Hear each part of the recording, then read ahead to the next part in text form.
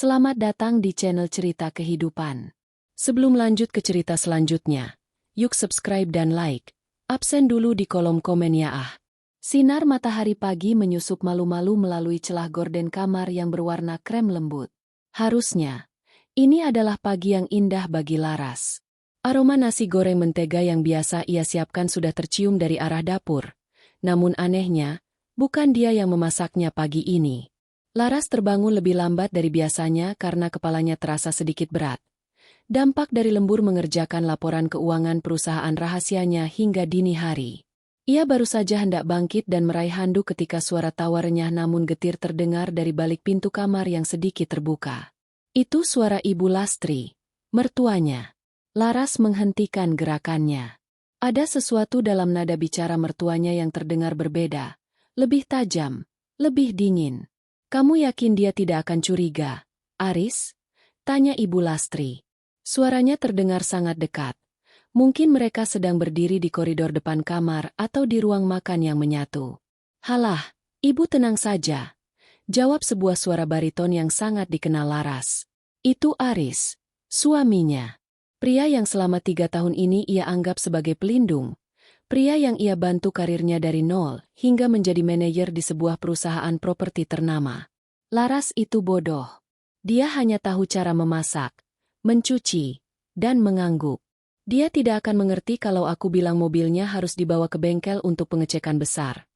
Padahal sore nanti aku sudah janji bertemu dengan Koh Alung di dealer. Laras membeku. Jantungnya berdegup kencang hingga telinganya berdenging. Ia merasa seolah pasokan oksigen di kamar itu tiba-tiba habis. Bagus kalau begitu, timpal Ibu Lastri dengan nada puas. Mobil itu kalau dijual bisa laku 400 juta lebih. Ibu butuh uangnya untuk melunasi utang judi kakakmu di kampung. Dan sisanya bisa kamu pakai untuk beli perhiasan buat simpananmu itu. Siapa namanya? Sheila. Aris tertawa kecil. Sheila, Bu. Dia lebih tahu cara dandan daripada Laras yang aromanya selalu bawang putih. Setelah mobilnya laku, aku akan minta Laras tanda tangan surat kuasa untuk menguras isi tabungannya yang katanya, dana darurat, itu. Setelah hartanya habis, kita tendang saja dia. Toh, dia tidak punya siapa-siapa lagi sejak orang tuanya meninggal. Laras menutup mulutnya dengan tangan, menahan isak tangis yang hampir pecah. Air mata luruh begitu saja membasahi pipinya. Bukan karena ia takut kehilangan harta. Harta adalah hal yang paling mudah ia cari. Tapi karena kenyataan bahwa selama 3 tahun ini, cintanya dibalas dengan rencana perampokan sistematis oleh orang-orang yang ia jamu dengan hormat setiap hari. Ia teringat betapa ia selalu menyisihkan uang dari keuntungan perusahaan rahasianya ke rekening pribadi yang ia gunakan bersama Aris.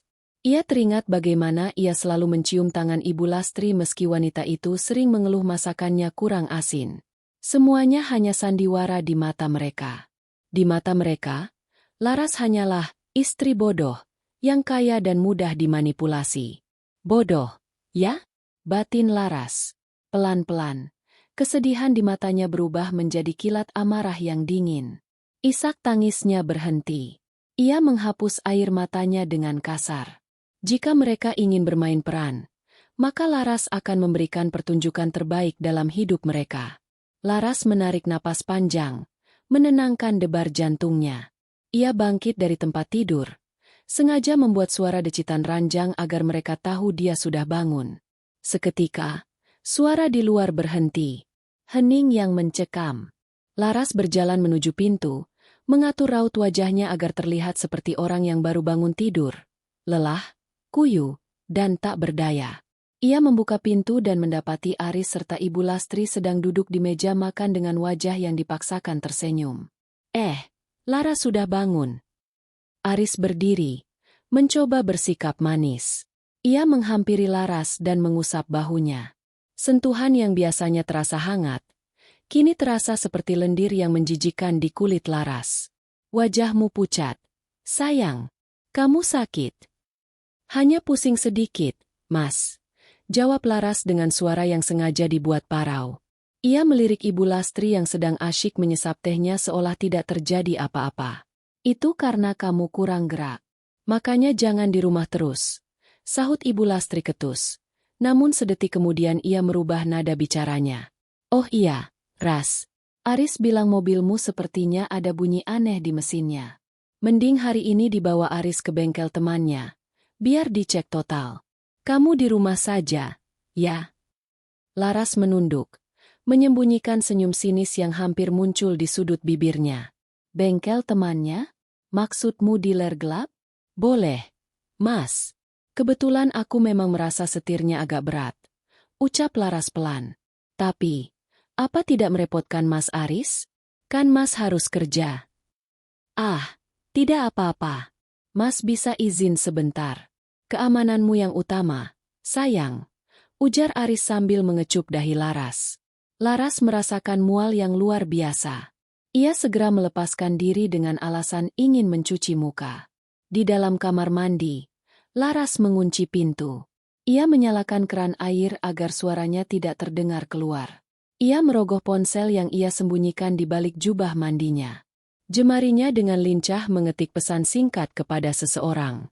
Tu, Andre, lawyer. Andre, aktifkan protokol pembersihan. Siapkan semua dokumen pengalihan aset dan blokir akses rekening bersama atas namaku. Pastikan informan kita mengikuti mobil plat B1234 LRS mulai jam 10 pagi ini. Permainan dimulai. Laras menatap pantulan dirinya di cermin. Tidak ada lagi Laras yang lemah lembut. Yang ada adalah seorang wanita yang dikhianati, yang siap menghancurkan orang-orang yang mencoba menginjak-injak harga dirinya. Kalian ingin menguras hartaku, bisiknya pada cermin. Silakan coba. Tapi jangan syok jika sore nanti, kalian bahkan tidak punya lantai untuk berpijak. Ia membasuh wajahnya dengan air dingin, memakai bedak tipis agar terlihat tetap lemas, lalu keluar menemui serigala-serigala, itu dengan senyum paling manis yang pernah ia miliki. Laras melangkah keluar dari kamar mandi dengan handuk kecil yang melingkar di lehernya. Wajahnya sengaja dipucatkan dengan sedikit bedak tabur yang tak rata, memberikan kesan seorang istri yang kelelahan dan kurang tidur. Di meja makan, Aris dan Ibu Lastri masih duduk tenang, seolah-olah rencana busuk yang mereka bicarakan beberapa menit lalu hanyalah obrolan cuaca pagi yang sepele. Laras, ini nasi gorengnya. Dimakan ya, mumpung masih hangat. Ujar Ibu Lastri dengan nada yang dipaksakan lembut. Laras tahu, keramahan ini adalah pelicin, agar rencananya berjalan mulus. Laras duduk perlahan, menarik piring itu ke hadapannya. Terima kasih, Bu. Ibu repot-repot sekali pagi ini. Ah, tidak apa-apa. Ibu cuma ingin menantunya ini sehat. Kamu kan belakangan ini kelihatan sibuk sekali di depan laptop. Kerjakan apa sih, Ras? Jangan-jangan cuma main game? Tanya Ibu Lastri dengan nada meremehkan yang tersamar. Aris tertawa kecil, menyela sebelum Laras menjawab. Paling cuma belanja online atau baca gosip, Bu. Laras mana mengerti urusan serius. Ya kan, sayang? Laras menunduk, menyuap nasi goreng yang terasa hambar di lidahnya. Iya, Mas. Cuma lihat-lihat resep masakan baru. Aku ingin belajar buat rendang yang enak seperti buatan Ibu.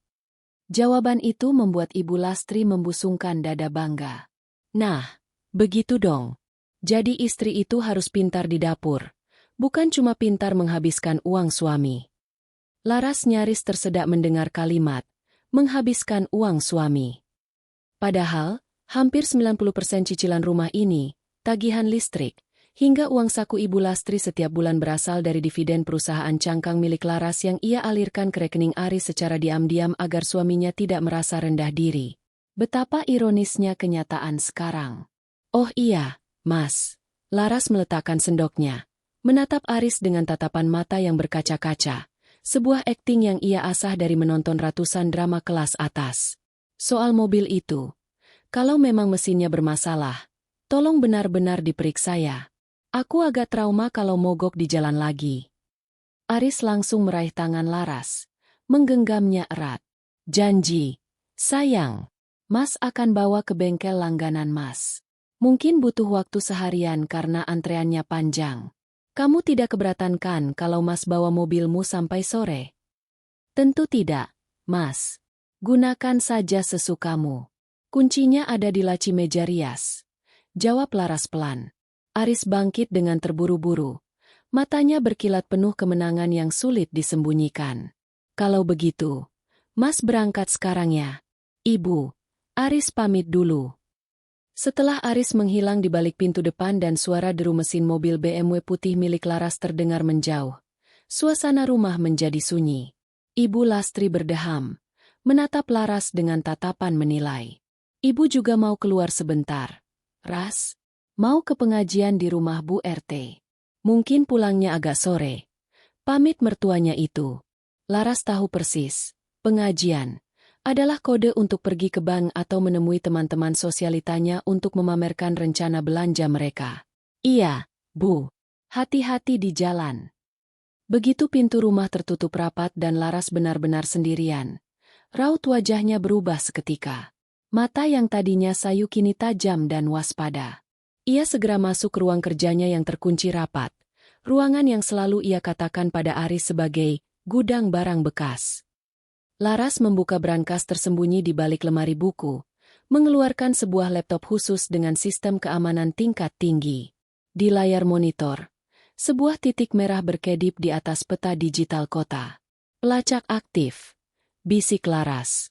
Ia telah memasang GPS pelacak di mobil itu sejak sebulan lalu, bukan karena ia curiga pada Aris, melainkan sebagai standar keamanan asetnya. Siapa sangka, alat itu kini menjadi saksi bisu pengkhianatan suaminya. Titik merah itu tidak bergerak menuju kawasan industri tempat bengkel spesialis berada, melainkan berhenti di sebuah apartemen mewah di pusat kota. Apartemen Lavender. Unit 12B. Batin Laras setelah melakukan peretasan singkat pada database gedung tersebut melalui akses perusahaan propertinya.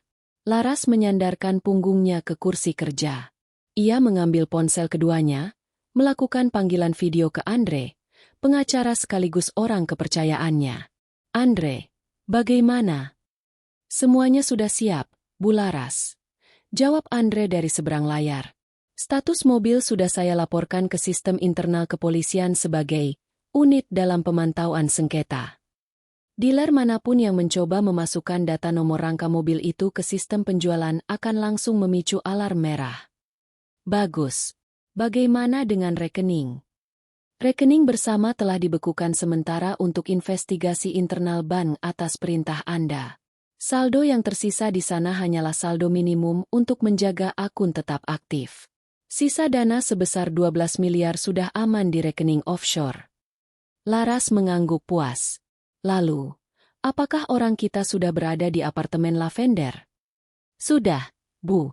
Mereka sudah mendapatkan foto Aris menjemput seorang wanita bernama Sheila. Mereka baru saja turun ke parkiran dan tampaknya akan menuju ke dealer mobil di daerah Fatmawati. Laras memejamkan mata sejenak. Ada rasa sakit yang menusuk. Namun ia segera menepisnya. Terus pantau. Jangan biarkan mereka melakukan transaksi tanpa sepengetahuan kita. Aku ingin mereka merasa sudah menang sebelum aku menjatuhkan bomnya. Baik, Bu. Lalu bagaimana dengan rencana sore ini? Tetap jalankan. Hubungi catering kelas atas. Pesan dekorasi terbaik. Katakan pada semua kerabat dan rekan bisnis Aris bahwa ada perayaan ulang tahun pernikahan dan kenaikan jabatan Aris di rumah kami jam 4 sore nanti. Pastikan semua orang penting hadir. Laras menutup teleponnya. Ia menatap keluar jendela, ke arah taman kecil yang ia rawat dengan kasih sayang. Pukul 10 pagi. Masih ada 6 jam menuju kehancuran total Aris dan ibunya. Ia bangkit, melepas daster rumahan yang biasa ia pakai, dan berjalan menuju lemari pakaian tersembunyi. Di sana tergantung sebuah blazer hitam rancangan desainer ternama yang belum pernah ia pakai di depan Aris. Hari ini, istri bodoh, ini akan pensiun. Gumam Laras sambil memoleskan lipstik merah menyala ke bibirnya. Warnanya seberani dendam yang sedang ia rakit. Laras tidak lagi merasa pusing. Adrenalinnya mengalir deras. Ia akan membiarkan Aris menikmati euforia menjual mobil itu, membiarkan Ibu Lastri membayangkan tumpukan uang di tangannya, hingga tiba saatnya matahari terbenam, saat di mana semua ilusi mereka akan hancur berkeping-keping. Laras berdiri di balkon kamarnya yang menghadap ke jalan raya, memandangi aspal yang mulai memanas di bawah terik matahari pukul 10 pagi. Di tangannya, sebuah tablet hitam terus menampilkan titik merah yang bergerak perlahan di peta digital. Aris baru saja keluar dari area apartemen Lavender. Laras memperbesar tampilan layar. Titik itu bergerak beriringan dengan sebuah sinyal sekunder. Ponsel milik seorang wanita bernama Sheila yang sudah ditandai oleh tim keamanan Laras sejak 1 jam lalu. Jadi, ini rasanya dikhianati secara presisi, gumam Laras. Suaranya tidak lagi bergetar. Getaran itu telah membeku menjadi tekad yang dingin. Ia menyentuh layar, membuka saluran komunikasi terenkripsi dengan Satria, mantan intelijen yang kini bekerja sebagai kepala keamanan di perusahaan properti milik Laras. Satria, kirimkan visualnya sekarang. Aku ingin melihat wajah, investasi, suamiku itu, perintah Laras.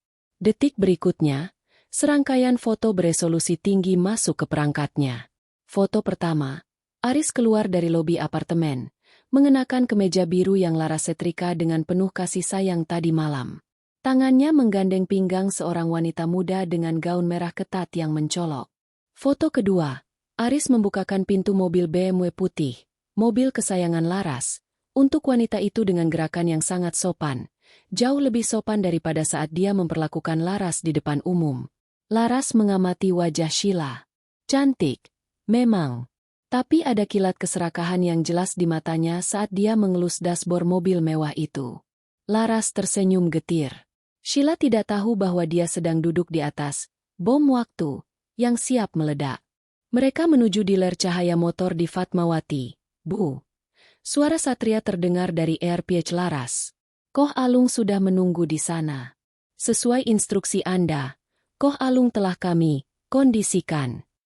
Dia akan berpura-pura tertarik membeli mobil itu dengan harga tinggi, namun dia akan mengulur waktu dengan kerumitan administrasi. Bagus. Satria, pastikan semua percakapan mereka terekam. Aku ingin mendengar bagaimana suamiku yang setia itu menjajakan harta istrinya seperti barang rongsokan, jawab Laras. Laras kemudian beralih ke urusan lain. Ia menelepon asisten pribadinya di kantor pusat, sebuah gedung pencakar langit yang secara teknis dimiliki oleh Yayasan Keluarga Laras. Namun Aris hanya tahu itu adalah tempat Laras, sesekali membantu teman. Maya, siapkan dokumen pembatalan kuasa direktur untuk Aris Pratama. Mulai pukul 16 sore ini, semua fasilitas kantor, mobil dinas, kartu kredit perusahaan, dan akses ke ruang eksekutif harus dicabut. Dan satu lagi, kirimkan undangan VIP ke beberapa pemegang saham minoritas untuk datang ke rumahku sore ini. Katakan ada pengumuman restrukturisasi yang mendesak. Dimengerti, Bu Laras. Semuanya akan siap dalam 3 jam. Jawab Maya tegas. Laras menghela napas panjang. Ia kembali ke ruang tengah, di mana sisa sarapan Ibu Lastri masih berantakan di meja. Ia melihat sebuah brosur perhiasan emas yang tertinggal di bawah taplak meja. Rupanya, mertuanya itu sudah menandai kalung berlian yang ingin dibelinya dengan uang hasil penjualan mobil Laras. Keserakahan memang membutakan, bisik Laras sambil meremas brosur itu hingga hancur. Tiba-tiba, ponsel Laras bergetar. Sebuah panggilan dari nomor rumah sakit. Jantungnya sempat mencelos. Namun ia segera sadar ini adalah bagian dari rencana pengalihan. Halo. Ibu Laras? Ini dari bagian administrasi rumah sakit Medika. Kami ingin mengonfirmasi biaya perawatan Ibu Lastri yang tertunda bulan lalu. Laras tersenyum. Ini adalah jebakan kecil yang ia pasang. Ia tahu Ibu Lastri sering menggunakan nama Laras untuk berutang di berbagai tempat. Mengira Laras tidak akan pernah memeriksa tagihan karena terlalu bodoh untuk urusan administrasi. Oh, mohon maaf Sus. Silakan hubungi putra beliau, Pak Aris. Mulai hari ini, semua tagihan keluarga beliau dialihkan langsung ke rekening pribadi Pak Aris. Saya sudah mencabut jaminan asuransi saya untuk mereka. Ucap Laras dengan nada manis namun tajam. Di ujung telepon, petugas itu terdengar bingung, namun Laras segera mematikan sambungan. Ia kembali menatap tabletnya. Titik merah itu kini sampai di Fatmawati. Di layar pemantau lain, ia bisa melihat kamera tersembunyi yang dipasang Satria di dalam kantor Koh Alung. Aris duduk di sana dengan gaya angkuh, sementara Sheila bersandar manja di bahunya. Ini mobil istri saya, Koh. Surat-suratnya lengkap. Dia sedang butuh uang mendesak untuk pengobatan saudaranya. Jadi dia minta saya menjualnya cepat-cepat. Suara Aris terdengar melalui speaker tablet. Laras tertawa tanpa suara. Pengobatan saudara? Aku bahkan tidak punya saudara kandung yang masih hidup. Aris. 450 juta. Koh. Cash hari ini juga. Lanjut Aris penuh percaya diri. Koh Alung, yang sudah dibayar Laras untuk memainkan peran ini, tampak mengernyitkan dahi sambil memeriksa STNK. Wah, tapi ini atas nama Larasati. Mana surat kuasanya? Saya tidak mau bermasalah dengan hukum kalau istrinya nanti lapor kehilangan. Ada. Ini dia.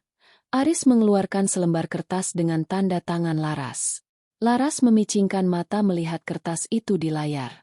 Aris telah memalsukan tanda tangannya.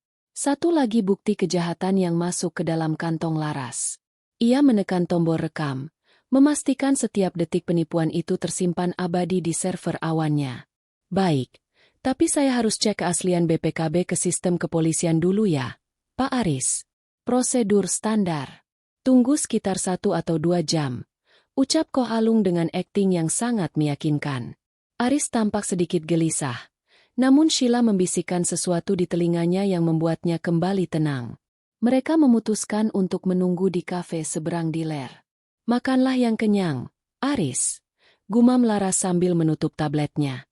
Karena sore nanti, kamu bahkan tidak akan sanggup menelan air liurmu sendiri. Laras bangkit, berjalan menuju dapur, dan mulai menyiapkan bahan makanan untuk pesta kejutan. Ia memotong daging dengan ritme yang sangat teratur. Setiap dentuman pisau di atas talenan seolah menjadi detak lonceng kematian bagi karir dan pernikahan Aris. Sore hari akan segera tiba, dan Laras sudah tidak sabar untuk melepas topeng, istri bodoh, ini selamanya. Sembari menunggu bumbu-bumbu meresap ke dalam daging yang ia siapkan, Laras duduk di kursi bar dapur, menyesap teh melati hangat. Tatapannya kosong tertuju pada taman belakang. Namun pikirannya melesat kembali ke 5 tahun yang lalu. Jauh sebelum ia menjadi Laras si istri rumahan, ia adalah Larasati Adiwijaya, putri tunggal dari mendiang Baskoro Adiwijaya, sang raja properti yang disegani. Kebanyakan orang mengira kekayaan keluarga Adiwijaya menguap habis saat Baskoro meninggal dunia karena sengketa lahan besar. Dunia mengenal Laras sebagai yatim piatu yang jatuh miskin. Namun, kenyataannya jauh dari itu. Sebelum mengembuskan napas terakhir, Baskoro telah memberikan wejangan yang paling berharga. Laras, jangan pernah biarkan orang tahu seberapa dalam kantongmu, karena saat itulah mereka akan berhenti melihat hatimu dan mulai menghitung uangmu. Laras menjalankan wasiat itu dengan sangat disiplin. Ia mendirikan Garda Property Group menggunakan nama pengacara dan wali amanat. Di mata publik, CEO Garda adalah seorang pria parubaya bernama Pak Wijaya, yang sebenarnya adalah paman jauh Laras. Sementara Laras hanyalah konsultan lepas, yang bekerja dari balik layar laptop di rumahnya yang sederhana. Lalu, Aris datang. Pria itu muncul saat Laras sedang merasa paling kesepian. Aris adalah staf pemasaran junior yang ambisius namun tampak tulus. Dia mencintai Laras saat Laras berpura-pura menjadi gadis biasa yang bekerja sebagai kasir toko buku. Aris pernah membagi separuh rotinya saat mereka tidak punya uang untuk makan malam mewah. Atau setidaknya, itulah yang Laras percayai dulu. Aku akan sukses. Laras, aku akan membahagiakanmu dan mengangkat derajatmu. Janji Aris di bawah lampu jalanan yang remang-remang saat mereka masih berkencan. Laras tersentuh. Ia begitu menginginkan cinta yang tulus sehingga ia memutuskan untuk tetap memakai topeng kemiskinannya. Ia ingin melihat sejauh mana Aris akan berjuang. Bahkan setelah mereka menikah, Laras tetap berakting. Ia membiarkan Aris merasa menjadi pahlawan yang menafkahi keluarga. Namun, Laras tidak bisa membiarkan suaminya kesulitan. Secara diam-diam, ia menggunakan pengaruhnya di Garda Property Group untuk memuluskan jalan karir Aris. Ia mengatur agar perusahaan Aris mendapatkan kontrak-kontrak besar dari Garda. Ia memastikan bonus Aris cair tepat waktu. Ia bahkan menyubsidi rekening bersama mereka setiap bulan dengan dalih, uang warisan kecil dari nenek, yang ia klaim hampir habis. Ironisnya, kesuksesan yang Laras berikan justru menjadi bumerang. Semakin tinggi jabatan Aris, semakin besar kepalanya. Aris mulai merasa bahwa keberhasilannya adalah murni karena kecerdasannya sendiri. Ia mulai memandang rendah Laras. Di mata Aris, Laras hanyalah beban yang beruntung bisa menikah dengan pria sukses seperti dirinya. Kamu tidak mengerti dunia bisnis, Laras. Tugasmu cuma memastikan rumah bersih dan baju-bajuku rapi. Kalimat itu mulai sering diucapkan Aris setahun terakhir. Puncaknya adalah saat Ibu Lastri, mertuanya, pindah ke rumah mereka. Wanita itu membawa aura keserakahan yang tak tertahankan. Ibu Lastri sering memprovokasi Aris, mengatakan bahwa Aris terlalu baik pada Laras dan bahwa Laras hanyalah parasit yang menghabiskan uang hasil kerja keras Aris. Laras teringat kejadian 3 bulan lalu saat ia tak sengaja melihat pesan di ponsel Aris. Pesan dari Sheila. Mas, kapan istrimu yang kampungan itu kamu ceraikan? Aku bosan jadi rahasia. Katanya kamu butuh modal untuk bisnis baru kita? Kenapa tidak jual saja aset-aset atas namanya? Dan jawaban Aris membuat jantung Laras seperti diremas. Sabar, sayang. Dia masih berguna. Aku harus pastikan semua hartanya atas namaku atau sudah cair sebelum aku membuangnya ke jalanan. Si bodoh itu tidak akan tahu apa yang menimpanya. Laras meletakkan cangkir tehnya dengan dentingan yang keras di atas meja marmer. Kenangan itu tidak lagi membuatnya sakit hati, melainkan membuatnya muak. Ia berdiri dan berjalan menuju meja rias di kamarnya. Ia membuka laci paling bawah, di balik tumpukan kain cadangan. Ia mengambil sebuah kotak bludru hitam. Di dalamnya terdapat sebuah cincin stempel keluarga Adiwijaya dan sebuah kartu akses berwarna emas dengan chip enkripsi. Kartu itu adalah kunci ke seluruh sistem utama Garda Property Group. Kalian pikir aku parasit? Gumam Laras dengan suara rendah yang berbahaya. Kalian tidak sadar bahwa inang yang kalian gigit ini adalah pemilik seluruh ekosistem tempat kalian bernapas. Ia menyalakan laptopnya sekali lagi. Ia memeriksa laporan dari Maya, asistennya. Rupanya, Aris telah melakukan kesalahan fatal yang lebih besar dari sekadar perselingkuhan. Aris telah memanipulasi laporan pengadaan barang di kantornya, perusahaan yang secara tidak langsung dikendalikan oleh Laras, untuk menggelapkan dana demi membelikan Sheila apartemen mewah. Penggelapan dana perusahaan, pemalsuan tanda tangan jual beli mobil, dan perselingkuhan. Laras menghitung dengan jemarinya. Itu sudah cukup untuk membuatmu mendekam di penjara setidaknya selama 10 tahun, Aris. Sore itu, rencananya bukan sekadar tentang perceraian. Ini tentang pembersihan. Ia akan mengambil kembali setiap sen, setiap fasilitas, dan setiap martabat yang pernah ia berikan secara cuma-cuma kepada pria yang tidak tahu terima kasih itu. Laras melihat jam dinding. Pukul 13. Waktunya bagi istri bodoh ini untuk mulai berdandan. Bukan dandan untuk memikat suami yang berkhianat, tapi dandan untuk menyambut hari pertamanya sebagai penguasa tunggal atas hidupnya sendiri. Ia memilih sebuah gaun sutra berwarna hitam yang elegan namun mematikan. Gaun yang melambangkan berkabungnya sebuah pernikahan, sekaligus lahirnya kembali seorang Larasati Adiwijaya. Matahari tepat berada di atas kepala saat Ibu Lastri melangkah turun dari taksi di depan sebuah bank swasta megah di pusat kota. Ia mengenakan kacamata hitam besar dan tas bermerek KW Super yang ia beli dari hasil uang belanja pemberian Laras. Dengan dagu terangkat, ia merasa seperti seorang ratu yang akan mengambil upeti. Di dalam tasnya, terselip sebuah kartu ATM berwarna emas milik Laras yang ia ambil dari dompet menantunya saat Laras sedang mandi tadi pagi. Tidak hanya itu, ia juga membawa selembar kertas berisi catatan PIN yang berhasil ia intip saat Laras membayar belanjaan bulan lalu. Selamat siang. Selamat datang di Bank Mitra Mandiri. Ada yang bisa saya bantu, Ibu?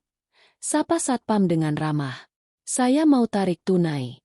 Jumlahnya besar, jadi saya mau lewat teller saja. Malas antre di mesin. Jawab Ibu Lastri dengan nada ketus yang dibuat-buat agar terlihat seperti orang kaya lama. Ia mengambil nomor antrean prioritas. Sesuatu yang ia paksakan meski ia tidak memiliki kartu debit prioritas. Setelah menunggu beberapa menit sambil memandang rendah nasabah lain, nomornya dipanggil. Siang, Ibu. Dengan saya, Sinta.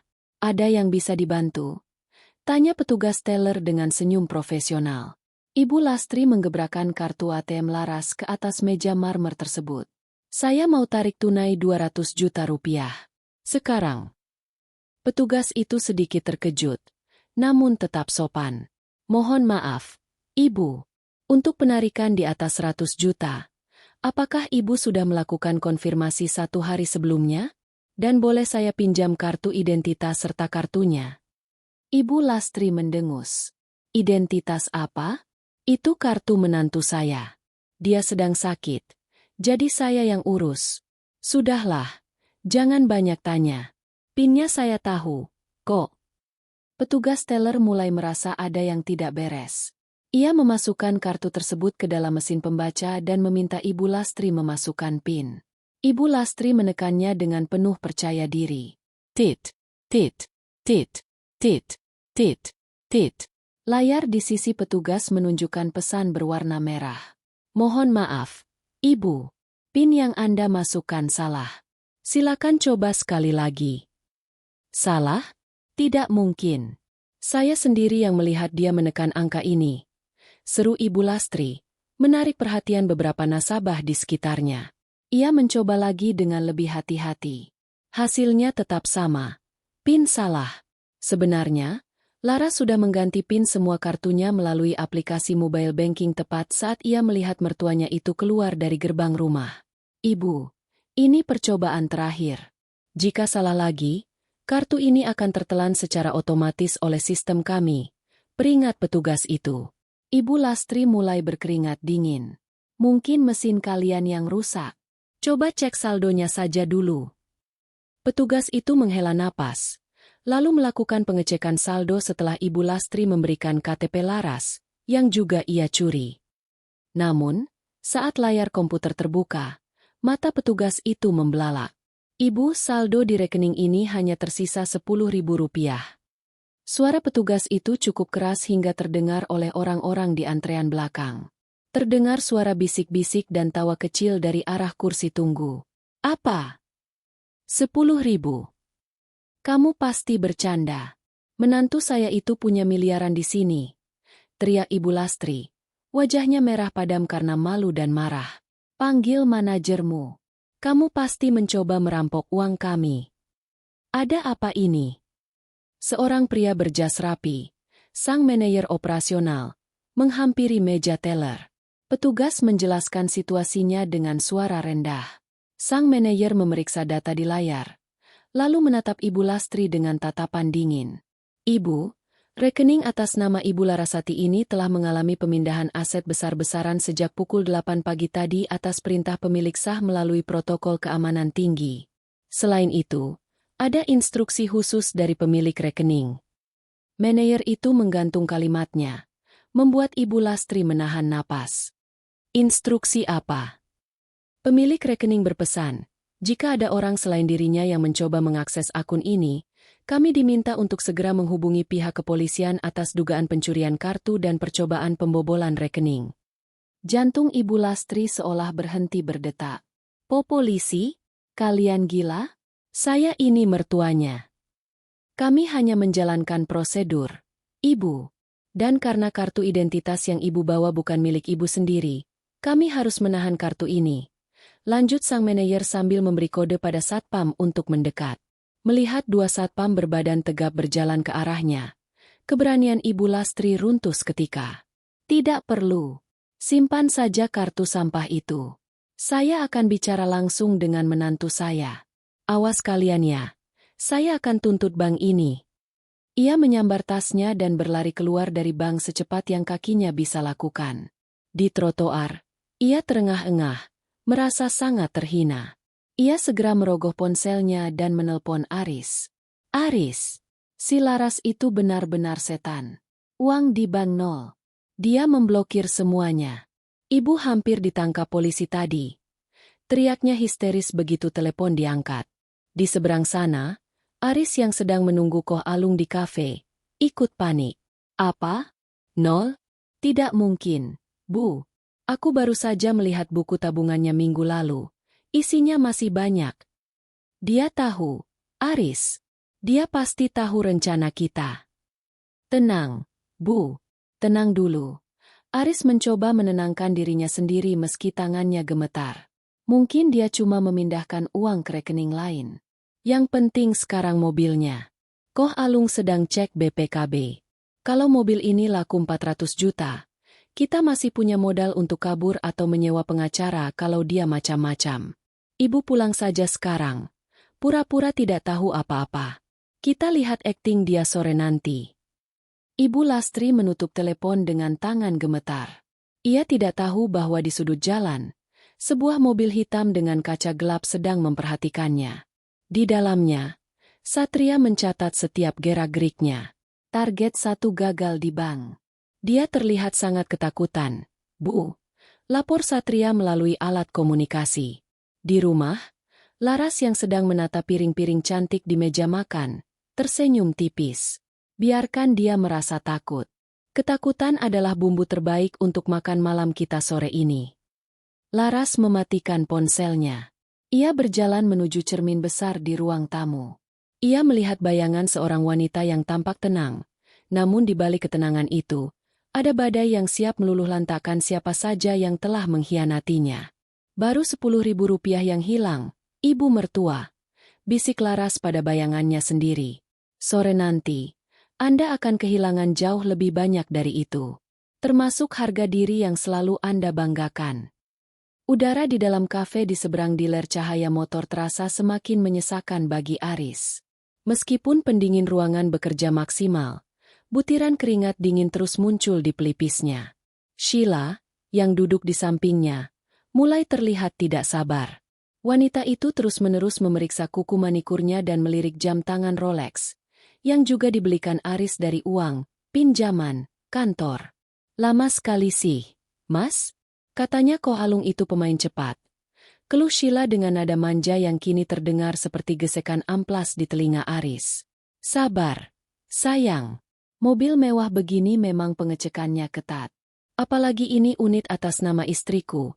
Administrasinya harus rapi supaya tidak ada masalah di belakang. Jawab Aris, mencoba menenangkan Sheila sekaligus dirinya sendiri. Ponsel Aris bergetar lagi. Pesan singkat dari ibunya masuk. Ibu sudah di taksi menuju rumah. Awas kamu Aris, kalau mobil itu juga gagal, kita habis. Aris menelan ludah. Ia baru saja hendak membalas pesan itu ketika ia melihat Koh Alung melambai dari depan kantor dealernya, mengisyaratkan mereka untuk menyeberang kembali. Nah, itu dia. Ayo, ajak Aris penuh semangat. Ia membayangkan koper berisi uang tunai atau setidaknya bukti transfer sebesar 450 juta akan segera masuk ke genggamannya. Mereka masuk ke ruangan Koh Alung yang beraroma cerutu dan kayu tua. Di atas meja, BPKB mobil BMW putih itu sudah terbuka, bersanding dengan beberapa lembar dokumen baru yang dicetak. Namun, raut wajah Koh Alung tidak lagi sehangat tadi. Pria tua itu menatap Aris dengan tatapan yang sulit diartikan. Bagaimana, Koh? Beres kan? Kita bisa tanda tangan sekarang. Tanya Aris sambil meraih pulpen di saku kemejanya. Koh Alung menyandarkan punggung ke kursi kebesarannya, lalu mendorong dokumen itu ke arah Aris. Ada masalah sedikit, Pak Aris. Masalah besar, sebenarnya. Jantung Aris seolah melompat ke tenggorokan. Masalah apa? Mesinnya? Saya sudah bilang mesinnya oke. Bukan mesinnya, potong Koh Alung tajam. Tapi status hukum kendaraannya. Saat staf saya memasukkan nomor rangka dan nomor mesin ke sistem database nasional untuk validasi blokir, muncul notifikasi merah. Mobil ini telah didaftarkan dalam early warning system oleh sebuah firma hukum besar. Aris mengerutkan kening. Firma hukum? Maksudnya apa? Itu mobil istri saya. Dia tidak punya urusan dengan pengacara. Tunggu dulu. Koh Alung mengangkat tangan. Bukan cuma itu. Sistem menunjukkan bahwa mobil ini adalah aset perusahaan di bawah naungan Garda Property Group yang dipinjam pakaikan kepada individu bernama Larasati. Dan ada catatan tambahan. Per jam 12 siang tadi, mobil ini dilaporkan sebagai unit dalam penguasaan tanpa izin karena pemalsuan dokumen pengalihan. Wajah Aris berubah pucat pasi, nyaris abu-abu. Garda Property? Tidak mungkin. Istri saya membelinya tunai dari uang warisannya. Koh pasti salah lihat. Sheila ikut bereaksi. Suaranya melengking. Heh, Koh.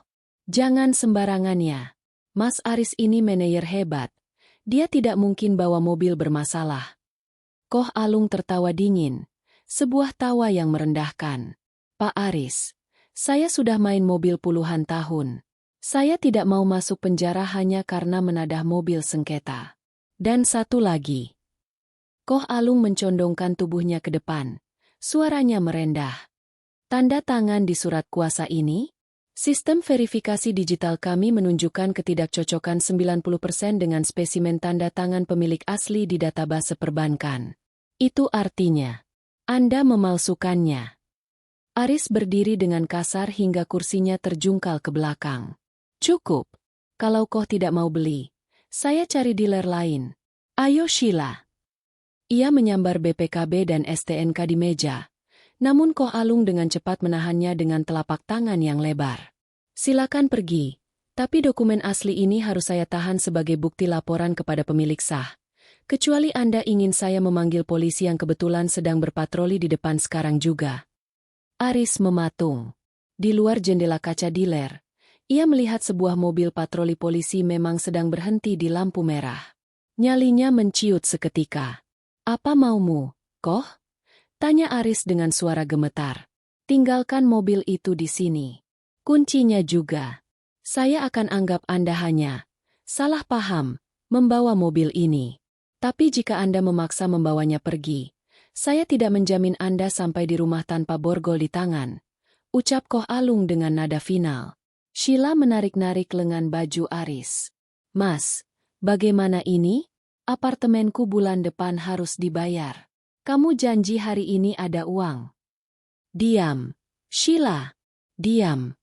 Bentak Aris untuk pertama kalinya pada selingkuhannya itu. Dengan perasaan hancur dan hina, Aris meletakkan kunci mobil itu di atas meja. Ia merasa seperti pecundang yang baru saja ditelanjangi di depan umum. Rencana besarnya menguap. Mobil hilang, uang tidak dapat, dan harga dirinya di depan Sheila hancur berantakan. Ayo pergi, ajak Aris sambil menarik Sheila keluar dari dealer. Mereka terpaksa memesan taksi online di pinggir jalan, berdiri kepanasan seperti orang biasa. Pemandangan yang sangat kontras dengan gaya angkuh mereka beberapa jam lalu. Di dalam taksi yang pengap, Aris terus memikirkan satu hal, bagaimana Laras bisa melakukannya? Apakah ini hanya kebetulan atau Laras memang sudah tahu? Tapi tidak. Laras itu bodoh. Laras hanya tahu cara mencuci piring. Ini pasti hanya kesialan beruntun. Mas, kita mau kemana sekarang? Tanya Sheila ketus. Ia mulai menjaga jarak duduk di dalam taksi. Kita ke rumahku. Ada acara makan malam sore ini. Aku harus memastikan Laras masih di bawah kendaliku. Aku akan paksa dia menandatangani surat-surat lain. Dia pasti punya simpanan lain selain mobil itu. Ucap Aris, lebih kepada meyakinkan dirinya sendiri. Aris tidak tahu bahwa di kursi belakang taksi tersebut, ada sebuah alat perekam kecil yang dipasang oleh sopir taksi, yang sebenarnya adalah anak buah Satria. Semua kepanikan, makian, dan rencana jahat Aris berikutnya telah terkirim secara real-time ke ruang kerja Laras. Laras, yang kini sudah mengenakan gaun hitam elegannya, menyesap sisa tehnya sambil mendengarkan rekaman itu melalui speaker laptop. Ia tersenyum, jenis senyum yang biasanya dimiliki oleh seorang predator sebelum menerkam. Hanya tersisa 2 jam lagi. Aris, nikmatilah perjalanan taksimu, karena itu mungkin perjalanan terakhirmu sebagai orang bebas. Bisik Laras pelan. Ia lalu berdiri, berjalan menuju pintu depan untuk menyambut tim catering dan dekorasi yang baru saja tiba. Rumah itu harus terlihat sangat mewah sore ini. Sangat sempurna. Sebuah panggung yang megah untuk sebuah tragedi yang tak akan pernah dilupakan oleh suami dan mertuanya. Pukul 3:30 sore. Langit mulai berubah warna menjadi jingga keunguan, memantul di jendela-jendela besar rumah mewah yang selama ini dianggap Aris sebagai hasil jerih payahnya sendiri. Di halaman depan, sebuah tenda dekoratif minimalis namun berkelas telah terpasang. Karpet merah membentang dari gerbang hingga ke pintu utama. Beberapa pelayan berseragam hitam putih tampak sibuk menata gelas-gelas kristal di atas meja panjang yang tertutup kain linen putih bersih. Laras berdiri di tengah ruang tamu, mengawasi setiap detail. Ia tampak memukau dalam balutan gaun sutra hitamnya. Rambutnya disanggul rapi, menyisakan beberapa helai yang membingkai wajahnya yang kini tampak tegas dan penuh otoritas. Tidak ada lagi daster kusam atau aroma bawang putih. Yang ada hanya aroma parfum oud yang mahal dan aura dingin yang mematikan. Semua sudah siap, Bu Laras. Lapor Maya, asisten pribadinya, yang baru saja tiba dengan membawa sebuah map kulit berwarna hitam. Para tamu undangan sudah mulai memasuki kawasan perumahan. Direksi dari kantor cabang, beberapa rekan bisnis Pak Aris, dan tentu saja, keluarga besar dari pihak ibu sudah dalam perjalanan. Laras mengangguk pelan. Bagaimana dengan tamu khusus kita? Pak Wijaya, CEO Garda Property, akan tiba paling terakhir sebagai kejutan puncak. Dan tim dokumentasi sudah memasang kamera tersembunyi di setiap sudut ruangan ini. Audio akan terhubung langsung ke sistem suara surround saat ibu memberikan kode. Tambah Maya dengan senyum tipis. Bagus. Pastikan Aris dan ibunya masuk melalui pintu depan. Aku ingin mereka melewati karpet merah ini dan merasa seperti pahlawan sebelum mereka sadar bahwa mereka adalah terdakwa. Tak lama kemudian, sebuah taksi online berhenti di depan gerbang. Laras melihat dari balik jendela. Ibu Lastri turun lebih dulu dengan wajah yang masih tampak pucat dan gusar setelah kejadian di ban. Tak lama kemudian, Aris turun dengan langkah yang diatur sedemikian rupa agar tetap terlihat gagah, meskipun matanya tampak gelisah. Sheila tidak bersamanya. Rupanya Aris cukup pintar untuk menurunkan wanita itu di sudut jalan agar tidak memancing keributan terlalu dini. Aris dan ibunya terpaku melihat dekorasi di halaman rumah mereka. Loh, Aris, ini ada acara apa? Kenapa banyak orang dan ada tenda segala? Tanya Ibu Lastri bingung sambil merapikan pakaiannya yang agak kusut. Aris mengerutkan kening. Aku juga tidak tahu, Bu. Apa mungkin Laras menyiapkan pesta kejutan untuk merayakan keberhasilanku bulan ini? Dia kan sering melakukan hal-hal konyol seperti itu. Mendengar kata, pesta kejutan, raut wajah Ibu Lastri sedikit melunak. Keserakahannya kembali mengambil alih. Oh, mungkin saja. Mungkin dia merasa bersalah karena kartu ATM-nya bermasalah tadi pagi. Baguslah kalau begitu. Kita gunakan kesempatan ini untuk pamer di depan keluarga besar. Mereka berdua berjalan melewati karpet merah dengan kepala tegak. Beberapa tetangga dan kolega Aris yang sudah datang menyapa mereka dengan ucapan selamat. Aris menyalami mereka dengan penuh percaya diri, kembali ke sifat aslinya yang sombong. Selamat ya, Pak Aris. Sukses besar rupanya. Ucap salah satu rekan bisnisnya. Ah, biasa saja. Ini semua berkat kerja keras saya. Jawab Aris sambil tertawa renyah, seolah baru saja memenangkan lotre, padahal beberapa jam lalu ia baru saja kehilangan mobil BMW istrinya di tangan Koh Alung. Begitu mereka masuk ke dalam rumah, lampu kristal besar di ruang tengah menyala terang. Laras berdiri di sana, di dekat tangga melingkar, memegang sebuah gelas sampahnya berisi jus anggur gelap. Selamat datang kembali, Mas. Selamat datang, Ibu. Sapa Laras dengan suara yang tenang namun menggema. Aris terpana melihat penampilan istrinya. Laras, kamu cantik sekali. Ada acara apa ini? Kenapa kamu tidak bilang kalau mau buat pesta? Laras berjalan mendekat. Setiap langkah sepatunya yang berhak tinggi menghasilkan bunyi klik yang ritmis di atas lantai marmer. Ini pesta syukuran, Mas. Bukankah hari ini hari yang besar? Hari di mana Mas berhasil mengurus mobilku? Dan hari di mana Ibu berhasil pergi ke bank? Kalimat itu membuat Aris dan Ibu Lastri tersentak. Mereka saling pandang dengan raut cemas. Namun, karena di sekeliling mereka sudah banyak tamu yang memperhatikan, mereka terpaksa mempertahankan topeng mereka. Ah, itu iya, sayang. Mobilnya sudah di bengkel, butuh waktu lama. Bohong Aris dengan lancar. Dan ibu tadi cuma mampir ke bank sebentar. Oh, begitu ya? Sayang sekali. Laras tersenyum manis. Namun matanya tidak menunjukkan keramahan sedikit pun. Padahal aku sudah menyiapkan video kenangan yang sangat spesial untuk diputar di depan semua tamu kita sore ini. Sebuah dokumentasi tentang kerja keras Mas Aris selama ini. Laras memberi isyarat kepada Maya. Pelayan mulai mengedarkan minuman dan makanan pembuka yang sangat mewah ke para tamu. Suasana semakin ramai. Paman dan bibi dari pihak Aris juga telah hadir. Memuji-muji betapa beruntungnya Aris memiliki istri seperti Laras yang begitu berbakti. Mari kita mulai acaranya di ruang tengah. Ajak Laras dengan nada mengundang. Ia membimbing Aris dan Ibu Lastri ke kursi utama di depan sebuah layar proyektor besar yang biasanya digunakan untuk menonton film. Aris merasa sangat bangga. Ia duduk dengan dada membusung, mengira Laras akan menayangkan video romantis atau pencapaian karirnya.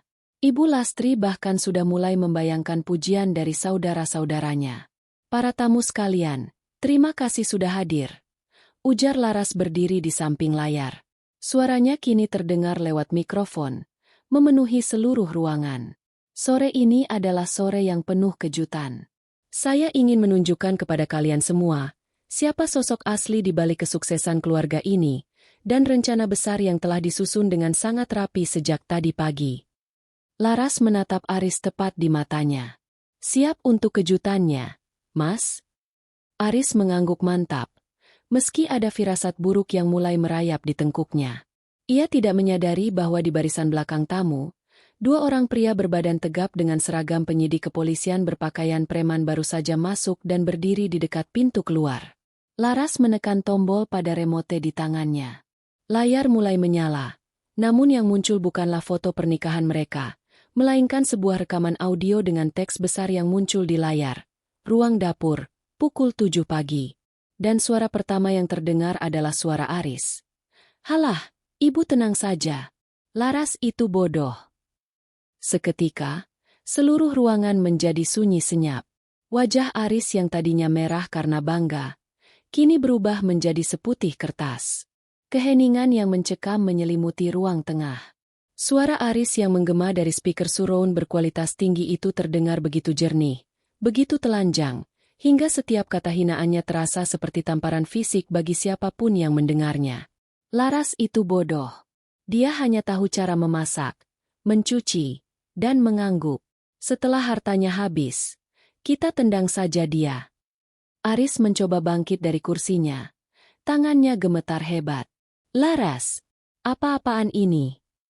Ini pasti editan. Ini suara palsu yang dibuat dengan AI. Teriaknya dengan suara melengking, mencoba menutupi kepanikan yang meluap. Laras tidak bergeming. Ia tetap berdiri tegak dengan keanggunan seorang ratu, memegang gelasnya tanpa getaran sedikit pun. Duduk. Mas, videonya baru saja dimulai. Jangan merusak momen yang sudah aku siapkan dengan susah payah ini. Layar berganti. Kini muncul cuplikan video tersembunyi dari dealer cahaya motor. Terlihat jelas wajah Aris yang sedang merayu Koh Alung, lengkap dengan tangan yang memegang bahu Sheila secara mesra. Suara di video itu tak kalah tajam. Ini mobil istri saya, Koh. Dia sedang butuh uang mendesak untuk pengobatan saudaranya. Para tamu undangan mulai berbisik-bisik. Bibi Aris menutup mulutnya dengan tangan, terkejut melihat keponakan yang selalu ia banggakan ternyata adalah seorang penipu dan pezina. Kolega bisnis Aris saling pandang. Raut wajah mereka berubah dari hormat menjadi jijik. Laras, hentikan. Matikan itu sekarang. Ibu Lastri menjerit, mencoba menerjang ke arah laptop yang dipegang Maya, namun Satria dengan sigap menghalangi langkahnya. Kamu menantu durhaka. Kamu mempermalukan suamimu sendiri di depan keluarga besar. Mempermalukan. Laras menoleh pada mertuanya dengan tatapan yang bisa membekukan darah. Ibu, yang mempermalukan Mas Aris adalah dirinya sendiri. Dan ibu, Apakah ibu ingin melihat bagian ibu? Layar proyektor kembali berganti. Kali ini menampilkan rekaman CCTV Ban Mitra Mandiri siang tadi. Terlihat Ibu Lastri yang sedang berdebat kusir dengan petugas teller, berteriak-teriak seperti orang kesurupan, hingga akhirnya lari tunggang langgang saat dihampiri satpam. Di bawah video itu, muncul rincian laporan. Percobaan penarikan tanpa izin saldo tersisa, Rp10.000. Tawa kecil pecah dari beberapa sudut ruangan. Penghinaan yang Ibu Lastri rasakan di bank kini berlipat ganda karena disaksikan oleh seluruh lingkaran sosialnya. Cukup! Aris membentak. Wajahnya merah padam karena amarah dan malu yang memuncak. Oke, kalau memang kamu sudah tahu, lalu kenapa? Aku suamimu. Secara hukum, harta istri adalah harta suami juga. Kamu tidak bisa melakukan ini padaku.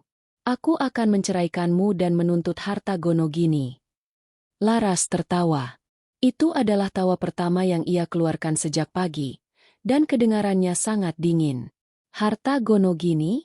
Mas, sepertinya kamu lupa membaca kontrak-kontrak yang kamu tanda tangani selama ini. Laras memberi kode pada Maya.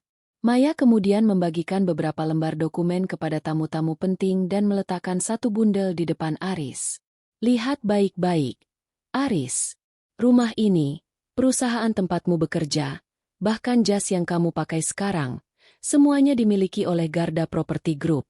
Dan di dalam akta pendirian Garda, pemilik saham tunggalnya adalah Yayasan Adiwijaya, yang dipimpin oleh saya sendiri. Laras berjalan mendekat ke arah Aris, memojokkannya ke kursi. Selama ini, aku memberimu fasilitas bukan karena kamu hebat, tapi karena aku ingin melihat seberapa lama kamu bisa menjaga kesetiaanmu. Dan ternyata, hargamu sangat murah. Hanya seharga mobil BMW dan apartemen untuk wanita seperti Sheila. Aris membolak-balik dokumen itu dengan panik. Matanya membelalak saat melihat nama Larasati Adiwijaya sebagai pemilik sah perusahaan induknya. Kamu pemilik Garda? Tidak mungkin. Kamu cuma Laras yang miskin. Laras yang miskin, itu yang membiayaimu, Aris. Tapi hari ini, Laras yang itu sudah mati, ujar Laras tajam. Tiba-tiba, pintu depan terbuka lebar. Dua orang pria berjas yang sejak tadi berjaga di pintu belakang melangkah maju. Mereka mengeluarkan lencana kepolisian. Saudara Aris Pratama? Tanya salah satu petugas. Aris menoleh dengan wajah linglung. Iya. Kami dari kepolisian bagian tindak pidana ekonomi. Kami menerima laporan terkait penggelapan dana perusahaan sebesar 2,5 miliar rupiah, pemalsuan dokumen otentik, dan laporan penipuan jual beli aset. Anda harus ikut kami ke kantor sekarang juga. Ibu Lastri langsung histeris. Jatuh terduduk di lantai sambil memegangi kaki petugas. Jangan bawa anak saya. Ini semua salah si Laras. Dia yang menjebak kami. Laras menatap mertuanya yang bersimpuh di lantai dengan pandangan datar. Ibu, jangan khawatir. Ibu juga punya jadwal sendiri. Sore ini, rumah ini harus dikosongkan karena kontrak sewanya atas nama Aris sudah saya batalkan. Dan semua perhiasan serta tas yang ibu pakai, itu dibeli menggunakan uang perusahaan yang digelapkan Aris. Semuanya akan disita sebagai barang bukti. Para tamu kini berdiri, memberikan jalan bagi polisi yang memborgol tangan Aris. Suara denting borgol itu terdengar begitu nyaring di ruangan yang sunyi. Aris menatap Laras dengan tatapan memohon. Namun Laras hanya membalasnya dengan senyum tipis yang penuh kemenangan. Laras, tolong maafkan aku. Kita bisa bicarakan ini baik-baik. Rintih Aris saat diseret menuju pintu. Kita sudah selesai bicara sejak jam 7 pagi tadi, Mas. Jawab Laras tanpa emosi. Oh, satu lagi. Sheila? Dia baru saja menelepon sekretarisku. Dia bilang dia tidak mengenalmu dan bersedia menjadi saksi kunci untuk memberatkanmu, asalkan dia tidak ikut di penjara. Sepertinya, investasimu, itu benar-benar tahu cara menyelamatkan diri. Aris meraung frustrasi saat tubuhnya didorong masuk ke dalam mobil polisi. Sore yang ia kira akan menjadi puncak kejayaannya, justru menjadi awal dari kehancurannya yang paling dasar. Laras berdiri di teras, memandangi mobil polisi yang menjauh. Di belakangnya, Ibu Lastri terus meratap, dikelilingi oleh tatapan sinis dari keluarga besar yang kini tahu sifat aslinya. Mobil polisi itu telah menghilang di tikungan jalan, meninggalkan kepulan asap tipis dan keheningan yang jauh lebih menyakitkan daripada keributan tadi. Di ruang tengah, para tamu mulai berpamitan satu persatu. Ada yang menyalami Laras dengan rasa hormat yang baru, ada pula yang melangkah terburu-buru karena merasa kikuk menyaksikan kehancuran sebuah keluarga secara langsung. Kini, hanya tersisa Laras, Maya, Satria, dan Ibu Lastri yang masih terduduk lemas di atas karpet bulu domba yang mahal. Ibu Lastri tampak seperti rongsokan manusia. Sanggulnya berantakan, riasan wajahnya luntur oleh air mata, dan wajahnya menunjukkan kombinasi antara kemarahan yang tertahan serta ketakutan yang mendalam. "Puas kamu, Laras?" Suara Ibu Lastri terdengar serak, bergetar di antara isak tangisnya yang dibuat-buat. "Kamu menghancurkan anakku sendiri. Kamu memenjarakan suamimu. Kamu benar-benar ular berkepala dua." Laras berjalan perlahan menuju sofa, duduk dengan anggun, dan menyilangkan kakinya. Ia menatap mertuanya seolah sedang melihat noda di lantai yang perlu dibersihkan. "Ular." Laras mengulang kata itu dengan nada geli. "Ibu salah alamat. Saya hanya cermin. Saya memantulkan kembali semua kebusukan yang kalian tujukan kepada saya. Jika pantulan itu menghancurkan kalian, itu artinya kebusukan kalian memang sudah terlalu parah. Kamu itu istri. Tugasmu menutupi aib suami, bukan malah mengumbar ke seluruh dunia." Teriak Ibu Lastri lagi, mencoba bangkit namun kakinya masih terasa lemas. "Aib." Laras mencondongkan tubuhnya ke depan. Aib adalah sesuatu yang terjadi secara tidak sengaja. Apa yang Aris lakukan? Berselingkuh, menggelapkan dana, memalsukan tanda tangan, dan berencana membuang saya setelah hartanya terkuras. Itu bukan aib, Ibu. Itu adalah kejahatan terencana. Dan Ibu adalah kaki tangannya. Ibu Lastri terdiam. Mulutnya menganga namun tak ada kata yang keluar. Laras memberi isyarat kepada Satria.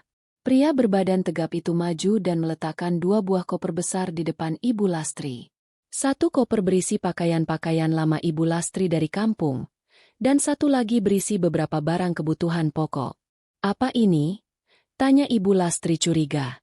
"Itu adalah tiket keberangkatan Ibu," jawab Laras tenang. "Sore ini juga, Satria akan mengantar Ibu ke stasiun.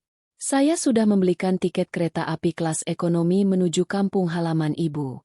Di sana, rumah tua milik mendiang ayah saya masih berdiri. Ibu boleh tinggal di sana, tapi hanya di paviliun belakang. Jangan harap ada asisten rumah tangga. Jangan harap ada uang saku jutaan rupiah setiap minggu. Kamu mau mengusirku ke kampung? Kamu gila. Aku ini ibu mertuamu." Laras berdiri. Auranya seketika berubah menjadi sangat mengintimidasi. "Ibu mertua yang ingin menjual mobil saya?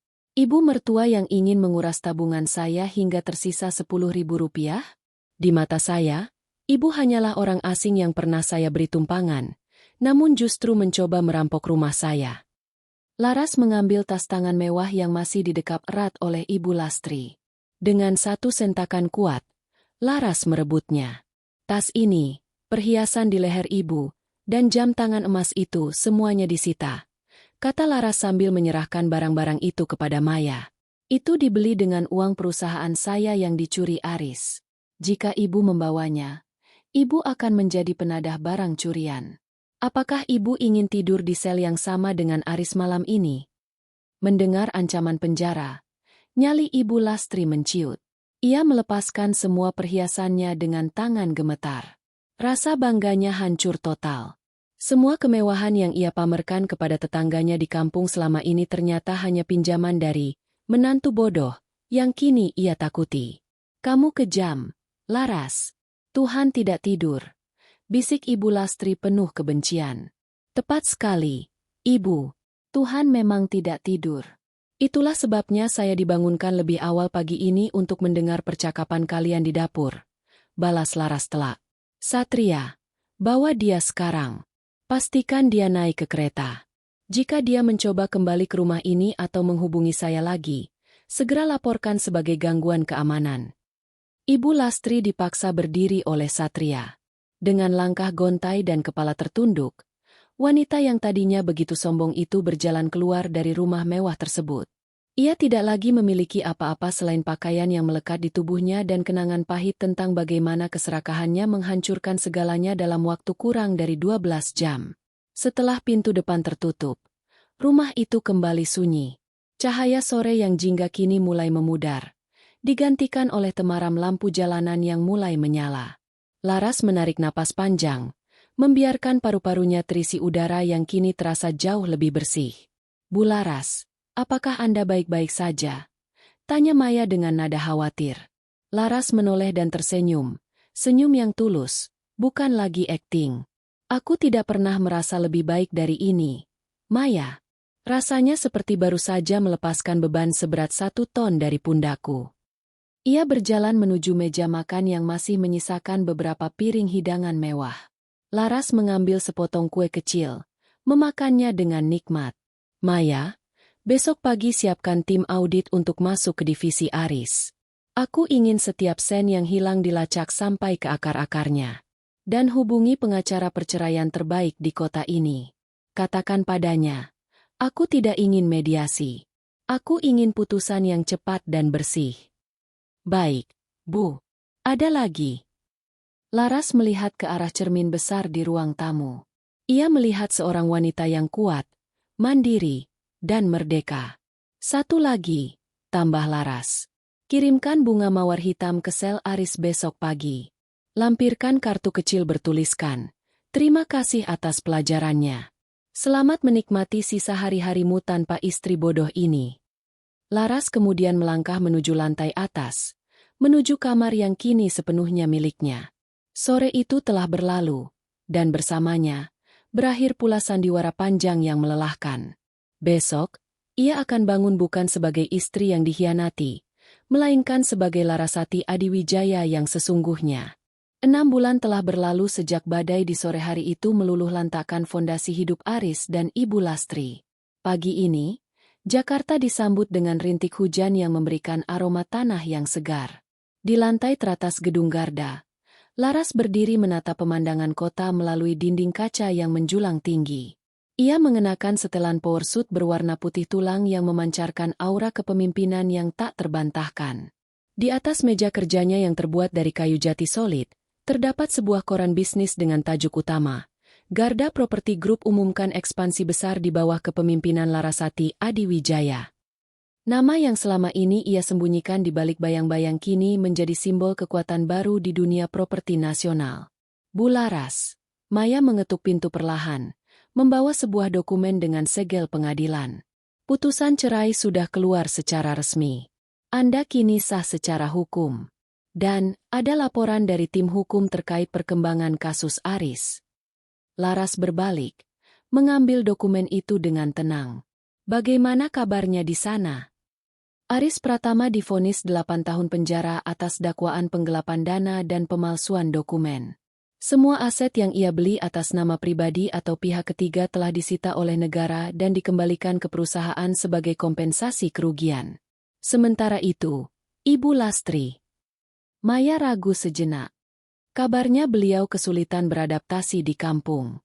Beliau sering mengklaim kepada tetangga bahwa dia masih orang kaya, namun tidak ada yang percaya.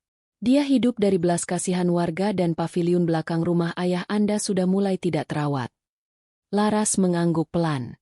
Tidak ada rasa dendam yang tersisa, hanya sebuah kelegaan yang hambar. Biarkan saja. Dia memiliki apa yang dia tabur. Bagaimana dengan Sheila? Seperti dugaan Anda, Sheila segera menghilang begitu tahu Aris tidak punya apa-apa lagi. Dia bahkan mencoba mendekati salah satu kolega bisnis Anda bulan lalu, namun Satria segera memberikan peringatan halus kepadanya agar tidak lagi muncul di lingkaran kita. Laras duduk di kursi kebesarannya, kursi yang seharusnya sejak dulu ia tempati. "Terima kasih, Maya. Kamu boleh keluar." Setelah Maya pergi, Laras membuka laci mejanya. Ia mengeluarkan sebuah foto lama, Foto pernikahannya dengan Aris yang belum sempat ia buang. Ia menatap wajah pria yang pernah ia cintai dengan sepenuh hati itu. Dahulu, ia melihat seorang pelindung. Sekarang, ia hanya melihat seorang pria lemah yang hancur oleh keserakahannya sendiri. Tiba-tiba, ponselnya bergetar. Sebuah permintaan panggilan dari nomor yang tidak dikenal. Namun sistem keamanannya menunjukkan itu berasal dari telepon umum di lembaga pemasyarakatan. Laras ragu sejenak, lalu mengangkatnya. Halo. Hening di seberang sana. Hanya terdengar suara napas yang berat dan sedikit isak tangis yang tertahan. Laras. Suara itu parau, jauh dari suara angkuh yang ia dengar 6 bulan lalu. Itu Aris. Tolong, maafkan aku. Aku hancur di sini. Ras. Aku tidak punya siapa-siapa. Ibu sakit-sakitan di kampung. Bisakah kamu mencabut laporannya? Aku berjanji akan membayar semuanya. Aku akan bekerja padamu. Jadi apa saja? Laras memejamkan mata, merasakan getaran putus asa dari suara itu. Namun, ia tidak lagi merasa tersentuh. Logika dan harga dirinya kini berdiri lebih tinggi dari rasa kasihan yang menyesatkan. Aris, ucap Laras dengan nada yang sangat stabil, hampir seperti robot. Kamu bilang aku bodoh pagi itu. Ingat? Istri yang bodoh ini, katamu. Kamu salah satu hal, Aris. Aku tidak pernah bodoh. Aku hanya terlalu mencintaimu sampai aku memilih untuk buta. Aku tahu aku salah, Ras. Aku hilaf. Hilaf itu satu kali, Aris. Merencanakan pencurian harta istri selama berbulan-bulan, berselingkuh dengan wanita lain menggunakan uangku, dan memalsukan tanda tanganku itu bukan hilaf. Itu karakter. Dan aku tidak punya ruang dalam hidupku untuk orang dengan karakter seperti itu. Tapi Laras, nikmatilah waktu 8 tahun itu untuk belajar menjadi manusia, Aris. Karena saat kamu keluar nanti, dunia yang kamu kenal sudah tidak ada lagi. Dan jangan pernah hubungi nomor ini lagi. Nomor ini hanya untuk orang-orang yang memiliki martabat. Laras mematikan sambungan telepon itu sebelum Aris sempat membalas. Ia meletakkan ponselnya, mengambil foto pernikahan itu, dan dengan satu gerakan tegas, memasukkannya ke dalam mesin penghancur kertas di samping mejanya. Suara mesin yang menggilas kertas itu terdengar seperti musik penutup yang memuaskan bagi babak kelam dalam hidupnya. Ia berjalan kembali ke jendela. Hujan sudah berhenti, digantikan oleh cahaya matahari yang menembus awan, menciptakan pelangi tipis di ufuk Jakarta. Laras melihat pantulan dirinya di kaca. Wanita itu tidak lagi mengenakan topeng. Wajahnya bersinar dengan kepercayaan diri yang murni. Ia teringat wejangan ayahnya. Jangan biarkan orang tahu seberapa dalam kantongmu. Sekarang ia ingin menambahkannya. Tapi pastikan mereka tahu seberapa tajam taringmu jika mereka mencoba mencurinya. Sore hari akan segera tiba. Namun kali ini tidak ada kejutan pahit. Yang ada hanyalah janji masa depan yang cerah. Laras mengambil tasnya, melangkah keluar ruangan dengan kepala tegak. Ia memiliki janji makan malam dengan dewan direksi, dan kali ini, ia adalah bintang utamanya. Permainan telah berakhir, dan Larasati Adiwijaya keluar sebagai pemenang tunggal.